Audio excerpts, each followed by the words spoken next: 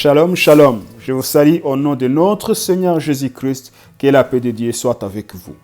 Aujourd'hui, j'aimerais vous parler de comment, en 2 secondes seulement, Jésus a mis fin à 12 années de souffrance, 12 années d'humiliation, 12 années de problèmes financiers, 12 années de misère. Nous trouvons cette histoire dans l'évangile de Marc, chapitre 5, à partir du verset 25 jusqu'au verset 29. Lisons ensemble. Or, il y avait une femme atteinte d'une perte de sang depuis 12 ans. Elle avait beaucoup souffert entre les mains de plusieurs médecins. Elle avait dépensé tout ce qu'elle possédait et elle n'avait éprouvé aucun soulagement, mais était allée plutôt en empirant. Ayant entendu parler de Jésus, elle vint dans la foule par derrière et toucha son vêtement, car elle disait, « Si je puis seulement toucher ses vêtements, je serai guérie. » Au même instant, la perte de sang s'arrêta et elle sentit dans son corps qu'elle était guérie de son mal. Regardons ensemble son histoire avant de rencontrer cet homme qu'on appelle Jésus-Christ qui a changé sa vie. C'était une femme fauchée par les médecins qui n'ont pas réussi à stopper son hémorragie. Elle était abandonnée à elle-même sans espoir. Elle vivait dans la solitude et l'humiliation pendant 12 ans. Sa vie était un calvaire. Elle était connue par tout son village à cause de son impureté causée par l'hémorragie. La loi et la religion étaient contre elle. Nous pouvons voir cela dans la Bible, dans le livre de Lévitique, chapitre 15, à partir du verset 25 jusqu'au verset 27, comment c'était très difficile pour elle de vivre en communauté. Lisons ensemble. La femme qui aura un flux de sang pendant plusieurs jours hors de ses époques régulières, ou dont le flux durera plus qu'à l'ordinaire, sera impure tout le temps de son flux, comme au temps de son indisposition menstruelle. Tout lit sur lequel elle couchera pendant la durée de ce flux sera comme le lit de son flux menstruel.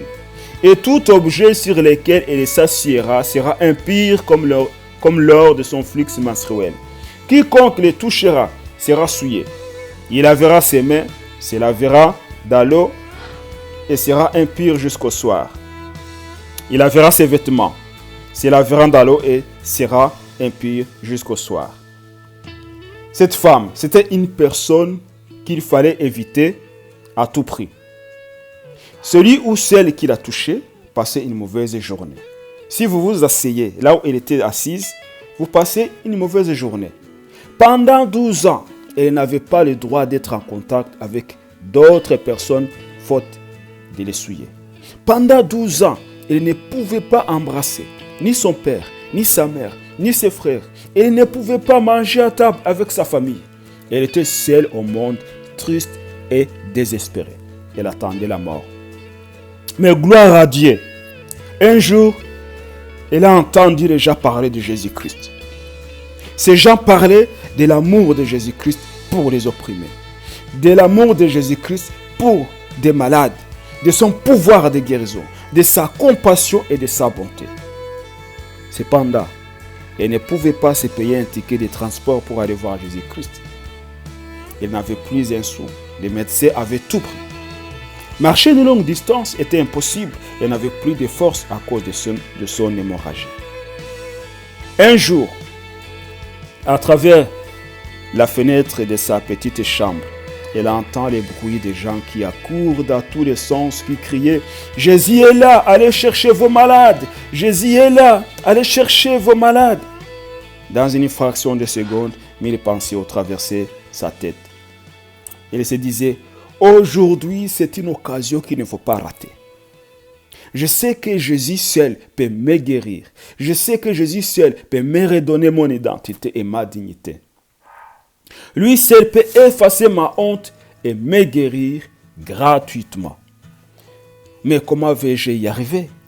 Se demande la femme. Il y a autour de Jésus une immense foule de gens et je suis impur et tout le monde le sait. Il ne veut pas me laisser passer. Je vais me camoufler et personne ne saura qui je suis et en plus je ne parlerai pas. Je vais seulement les toucher. Elle a rassemblé toutes ses forces et commença à marcher vers la foule en disant, ils font que je touche simplement son vêtement et je serai guéri. Si je touche Jésus, je serai guéri. Je sais que si je touche Jésus, je serai guéri. Elle avait une attitude positive. Elle avait la foi qui plaît à Dieu. Oui, la foi attire Dieu. La foi attire Dieu, mes amis. La Bible dit que, or, la foi est une ferme assurance des choses qu'on espère, une démonstration de celles qu'on ne voit pas. Les choses qu'on espère, les choses qu'on ne voit pas. C'est ça la foi. La Bible dit aussi que ça la foi, il est impossible de plaire à Dieu. On ne peut rien recevoir de Dieu, ça la foi à lui. Malgré la faiblesse de la femme, sa faiblesse physique, elle s'est frayée un chemin au milieu de la foule. Elle savait ce qu'elle cherchait. Elle savait aussi qu'elle allait l'obtenir par la foi. Tout est possible à celui qui croit. Oui, tout est possible à celui qui croit, mes amis. La détermination de la femme et sa foi en Jésus-Christ ont fini par payer. Elle a touché Jésus et mis fin instantanément à 12 années d'hémorragie. 12 années de souffrance physique, morale et émotionnelle. Oui, Jésus sauve, Jésus délivre, Jésus libère et Jésus guérit. Rien n'est impossible à lui. Aucune situation ne le dépasse. Que vous soyez dans une situation moins grave ou plus grave que celle de la femme, Jésus peut et veut changer votre histoire si vous le voulez, bien sûr. Car Jésus-Christ est le même hier, aujourd'hui, éternellement. Il est toujours disponible pour sauver les pécheurs, pour guérir les malades, pour délivrer les captifs et bénir quiconque invoque son nom. Cette femme est rentrée chez elle guérie et libre, totalement guérie et libre. Alors vous me direz, David, arrête de nous bombarder avec ces histoires vieilles de plus de 2000 ans. Cela ne marche plus aujourd'hui. Je vous dirai que même à l'époque de Jésus, il y avait des incrédules comme aujourd'hui. Et il y en aura toujours. Cependant, Jésus continue de pardonner. Il continue de guérir tous ceux qui viennent à lui.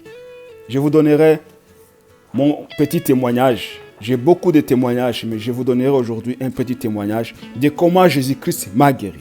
Quand j'avais entre 9 et 12 ans, j'avais une tumeur à côté de l'oreille gauche. Elle est poussée à l'intérieur de la tête et gonflée par l'extérieur. J'ai subi 2 opérations par un docteur américain. Je me rappelle même aujourd'hui l'odeur de la salle d'opération, comme si c'était hier. Ce docteur était le meilleur, mais il n'a pas réussi à me guérir. Et j'étais souffrant, ça faisait mal. Mais un jour, l'évangéliste Reinhard Bonke, un évangéliste allemand, est venu au Zaïre. Mon père nous a amenés dans sa campagne d'évangélisation. Arrivé là-bas, je ne suivais pas sa prédication. Je jouais avec les autres enfants dans le stade. Mais quand il a demandé aux malades de mettre les mains où ils souffraient, là j'ai entendu. J'ai mis ma main à l'oreille gauche. Et quand il a fini de prier, j'ai enlevé ma main, j'ai rien senti et j'ai continué à jouer avec les enfants. Puis nous sommes rentrés chez nous.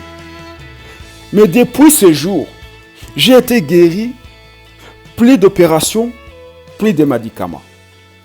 Car Jésus-Christ, il est le même hier, aujourd'hui et éternellement. Jésus ne change pas, mes amis.